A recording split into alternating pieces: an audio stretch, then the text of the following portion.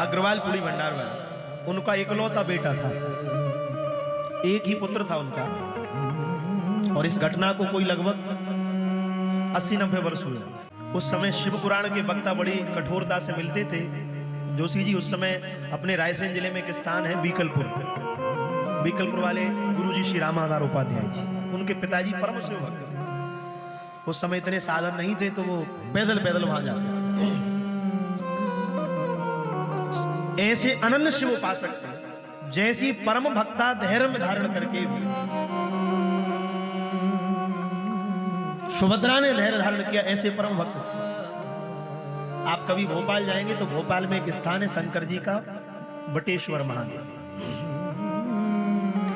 उनका नियम था, सर्दी पड़े गर्मी पड़े बरसात हो, किसी रिश्तेदारी में भी जाते थे तो एक शर्त होती थी कि शाम को लौट कर आ जाएं, तो जाने तैयार है, ये तो मना कर देते। क्यों? कहते थे कि मुझे अपनी शिव उपासना, मैंने जब से जन्म लिया है, मैं बचपन से प्रातः 3 बजे निद्रा त्याग कर देते थे और निद्रा त्याग करके नियम से निवृत्त होकर साहित्य एकत्रित करके शिवालय जाते थे, अभिषेक करते थे, पूजा करते थे और नित्य के प्रति आरती करके आते। और उनका एक ही पुत्र था, इकलौता बेटा। दुर्भाग्य से उस पुत्र को नींद में चलने की बीमारी थी, नींद में चलता था। गर्मियों का समय था, छत पर सो रहा था, छत की बाउंड्री नहीं थी, तो वहां सो रहा था। तो वो प्रातः 4 बजे अपना नियम करके मंदिर के लिए जैसे ही निकले, थोड़ी दूर पहुंच पाए होंगे, तो जैसे ही थोड़ी दूर पहुंचे तो एकदम वो बच्चा वहां से चलता चलता 3री मंजिल से नीचे गिर गया। जैसे ही नीचे गिरा तो घर के लोग दौड़े आए, बाबूजी कहां गए? बोले बाबूजी तो मंदिर गए। दौड़े दौड़े आए, थोड़ी दूर पहुंचे तो उन्होंने देख लिया, जोर से आवाज लगाई, बोले बाबूजी। उन्होंने जैसे ही देखा, बोले अरे, तत्क्षण रुक गए। बोले तुम तो बहुत विलंब तक सोते थे, इतने शीघ्रता से कैसे उठ गए? एकदम भयभीत थे। कहा बाबूजी। बोले क्या? बोले भैया गिर गया, भैया गिर गया। अब विचार करो उस पिता पर क्या बीती होगी जिसका इकलौता पुत्र गिर जाए। हमारे आपके जैसे लोग तो धैर्य खो देंगे, और भगवान का भक्त क्या होता है, ये भगवान के अनन्य भक्तों के चरित्र में दर्शन होता है। एक क्षण जैसे उन्होंने सुना कि भैया गिर गया, आंख से आंसू गिरने लगे। अब तो ऐसा लग रहा है अब जो कुछ है सब नष्ट हो गया।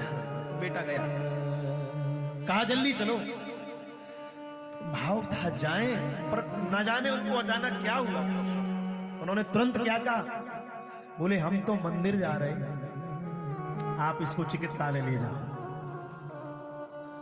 वो सीधे मंदिर गए और घर के लोग उनको जैसे चिकित्सालय लेकर गए। उस समय भोपाल का सबसे बढ़िया अस्पताल कह दें तो हमीदिया हुआ करता था, आज भी है। तो जैसे ही लेकर गए तो डॉक्टरों ने कहा हमारे जीवन का सबसे बड़ा आश्चर्य है। क्या? बोले ये बच्चा 3 मंजिल से गिर गया, फिर भी इसकी हड्डी टूटना तो दूसरी बात है, एक भी हड्डी यहाँ की वहां नहीं हुई। और वो उनके पिताजी वहां पूजा कर रहे, सेवा कर रहे। जैसे ही सेवा पूजा से निवृत्त हुए, शीघ्रता से घर आए, साहित्य का पात्र घर में रखा, सीधे चिकित्सालय गए। डॉक्टरों ने कहा सेठ जी चिंता ना करिए, आपका पुत्र एकदम स्वस्थ है। पर डॉक्टर ने क्या बात पूछी उनसे, ये बात मुझे प्राय अपने हृदय में स्मरण होती है। डॉक्टर ने कहा सेठ जी एक बात पूछो। क्या पूछी? उन्हें एक बात बताइए, आपका बेटा जब 3री मंजिल से गिर गया था, आपको खबर लग गई थी? जब खबर लग गई थी तो मंदिर तो बाद में भी चले जाते, भगवान भगे थोड़ी जा रहे थे। डॉक्टर ने कहा मंदिर तो बाद में भी चले जाते, भगवान भगे नहीं जा रहे थे। अरे पहले बेटा को लेकर अस्पताल आना था। डॉक्टर ने पूछा सेठ जी क्या बात है, आप यहां नहीं आए, वहां गए हैं। जो सेठ जी ने सुना तो आंखों से झर झर झर आंसू गिरने, एकदम गिर पड़े।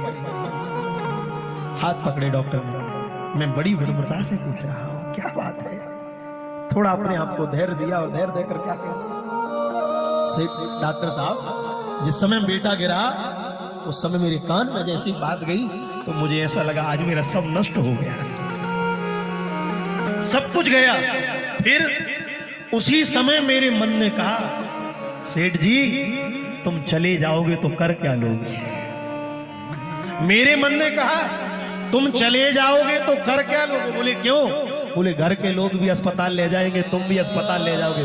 तो मैंने कहा फिर मेरे मन ने कहा तुम जिन भगवान महादेव के यहाँ जा रहे हो सब कुछ करने वाले वो ही है। तो मेरे मन ने कहा जब सब वो ही करेंगे तो फिर उन्हीं के यहाँ। ये है धैर्य। आप भजन कर रहे हैं श्रेष्ठ बात है, और भजन से ज्यादा अपने प्रभु के प्रति दृढ़ निष्ठा। कितनी दृढ़ता है आपकी उनके चरणों में।